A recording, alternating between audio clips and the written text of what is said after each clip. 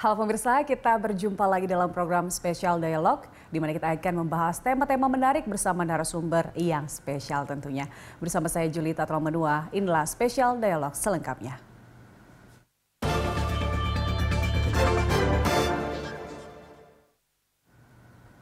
Pemirsa, DPR telah resmi mengesahkan Undang-Undang APBN 2023 dalam rapat paripurna yang digelar pada Kamis 29 September 2022. 2023 nanti menjadi tahun yang krusial karena defisit anggaran sudah harus kembali di bawah 3%.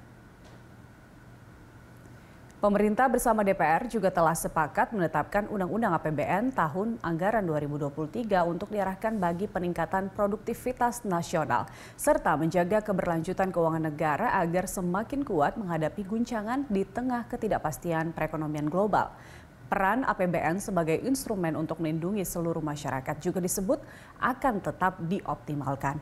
Pendapatan negara diproyeksikan Rp2.463 triliun dengan anggaran belanja Rp3.061,2 triliun.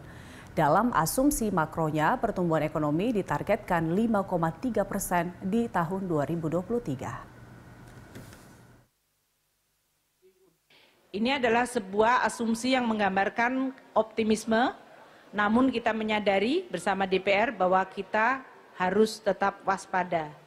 Oleh karena itu, di dalam menetapkan pertama target pendapatan negara yang mencapai Rp2.463 triliun, ini sedikit lebih naik dari yang diusulkan awal, namun di situ kita sudah meletakkan kehati-hatian, yaitu apabila ekonomi dunia mengalami pelemahan dan kemungkinan terjadinya koreksi terhadap harga-harga komoditas. Pajak adalah perpajakan mencapai Rp2.021,2 triliun. APBN 2023 didesain dengan defisit sebesar 2,84%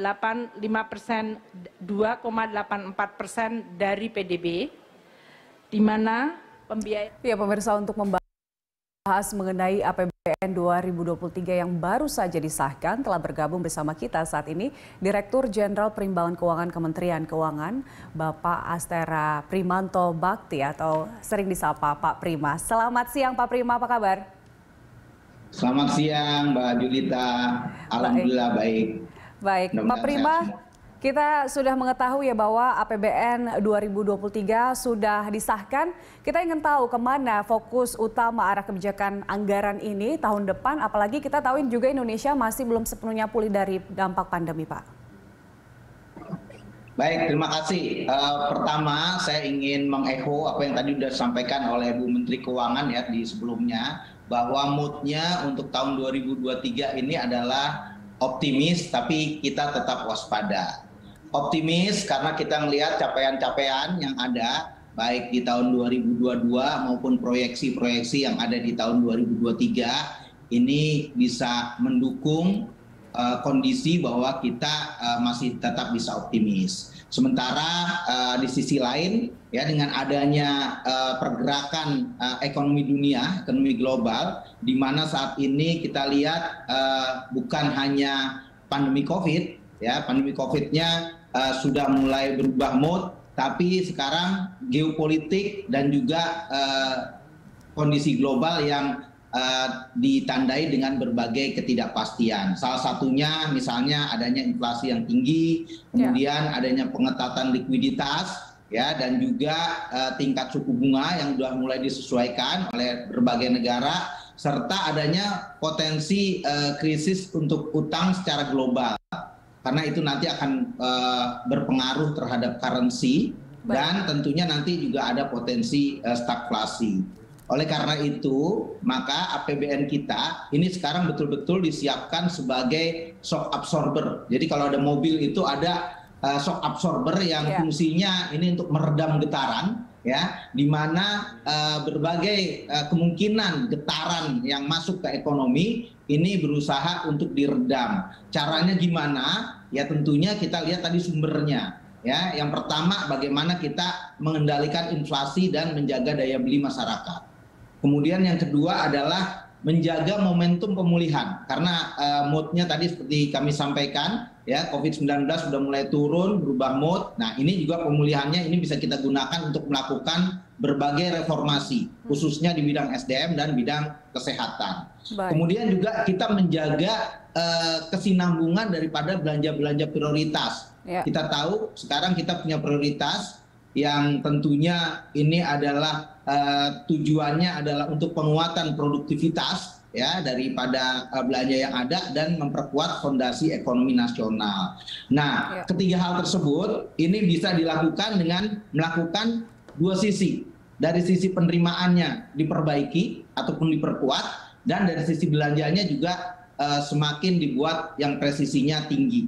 Nah, di sini kita melakukan berbagai pendekatan ya. Dari sisi belanja kita lihat di sini ada belanja-belanja utama yang tetap menjadi prioritas, yaitu yang pertama adalah belanja pendidikan karena ini mandatori ya 20% ya. Ini terus kita dorong, tapi yang menjadi isu di sini adalah bagaimana untuk lebih membuat belanja ini lebih produktif dan lebih nendang gitu terhadap hasilnya.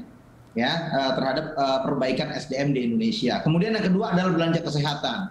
Belanja kesehatan ini juga kita dorong ke arah yang sifatnya preventif dan promotif. Jadi supaya orang jangan nunggu sakit dulu ya, tapi dicegah supaya nggak sakit, sehingga anggaran kesehatannya juga ini bisa dimaksimalkan dan juga diefisienkan dengan pendekatan-pendekatan yang baru ini. Kemudian juga perlindungan sosial ya, kita tetap melanjutkan apa yang ada di tahun 2022 dan tahun sebelumnya, ditambah dengan penguatan-penguatan yang kaitannya dengan bagaimana kita menahan inflasi. Dan yang berikutnya infrastruktur tentunya sebagai penggerak daripada pertumbuhan ekonomi ini juga tetap didorong untuk berada di dalam posisi yang pas ya. Dan yang terakhir adalah ketahanan pangan, karena isu sekarang selain tadi energi ya, isu pangan ini juga menjadi suatu hal yang penting. Nah, ini kurang lebih adalah strategi-strategi yang dilakukan oleh pemerintah supaya kita bisa tetap optimis tapi tetap waspada, dan juga tadi ini semuanya bisa di-manage dengan baik dengan APBN sebagai shock absorber. Demikian. Baik, Pak Prima, itu tadi ada 3 prioritas ya, yaitu masih pendidikan, kesehatan, dan juga infrastruktur. Ini dengan catatan bagaimana supaya anggaran ini bisa maksimal. Nah, kalau kita lihat ya masalah optimisme gitu ya, Pak Prima. Pertumbuhan ekonomi ini kan ditargetkan 5,3% ya. Jika kita melihat laju pertumbuhan untuk tahun ini, sebenarnya seberapa optimis kita harus untuk melihat target pertumbuhan akan on the track, Pak? Baik, terima kasih. Seperti yang tadi saya sampaikan, ya sisi optimisme ini sebetulnya bisa dilihat berbagai hal yang kaitannya dengan indikator-indikator ekonomi yang ada. Baik. Yang pertama adalah kalau kita lihat ketahanan ekonomi, ya fondasinya ini sekarang sampai dengan triwulan 2 di tahun 2022 ini masih cukup baik. Jadi kita ada di kisaran 5,4%. Jadi PDB real kita untuk keseluruhan semester pertama ini berada 7,1% di atas level pra-pandemi. Jadi even sebelum pandemi aja ini sudah lebih tinggi. Dan ini tentunya juga didukung dengan konsumsi rumah tangga yang sehat dan kinerja ekspor yang kuat sebagai penopang pertumbuhan ekonomi kita. Selain itu ada indikator lain ya, inflasi ya, ini juga menunjukkan hal yang sama dibandingkan dengan negara-negara lain ya, Eropa, Amerika yang sudah di atas 9%, kita masih bisa maintain dengan kisaran yang relatif moderat, yaitu sekitar 4,7%. Dan ini kalau kita lihat ini lebih kepada bagaimana kita bisa menjaga ya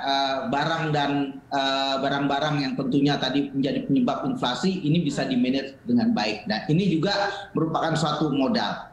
Kemudian juga kalau kita lihat dari segi pembentuk pertumbuhan ekonomi ya, salah satunya manufaktur. Ini juga terlihat PMI-nya juga ada di angka di atas 50, yaitu sekitar 51,7 ya, dan ini tentunya memberikan optimisme bahwa industri kita, manufaktur kita juga bergerak. Dan tadi ekspor impor juga kalau kita lihat ya, ekspornya meningkat tajam, ya impornya juga meningkat, dan impor ini kebanyakan ya untuk bahan baku. Ya, sehingga terlihat bahwa ini sejalan, PMI-nya naik, ekspor impor yang untuk pendukung bahan baku, dan ekspornya adalah barang-barang tambang dan lain-lain, ini bisa didorong. Jadi ini merupakan suatu penguatan yang tentunya membuat kita optimis. Di sisi lain, dari sisi penerimaan juga kita lihat capaian tahun ini juga luar biasa pertumbuhannya. Bahkan kalau kita lihat dibandingkan dengan periode yang sama, itu di masa-masa ini mungkin kisarannya udah di atas 50%, dan ini merupakan suatu capaian yang luar biasa. Walaupun di dalamnya ada unsur kenaikan harga komoditas. Ya, namun tidak bisa dipungkiri selain itu perbaikan sistem ya, dan juga cara melakukan collection baik dari sisi pajak, bea cukai dan juga PNBP, ini juga memberikan keyakinan kita bahwa kita bisa optimis. Nah, ini kurang lebih yang bikin kita agak pede nih ya. Oke. Kita harus percaya diri, dan kita akan membahas lebih dalam tadi bagaimana pendapatan negara kita nanti di tahun 2023 melihat postur APBN kita.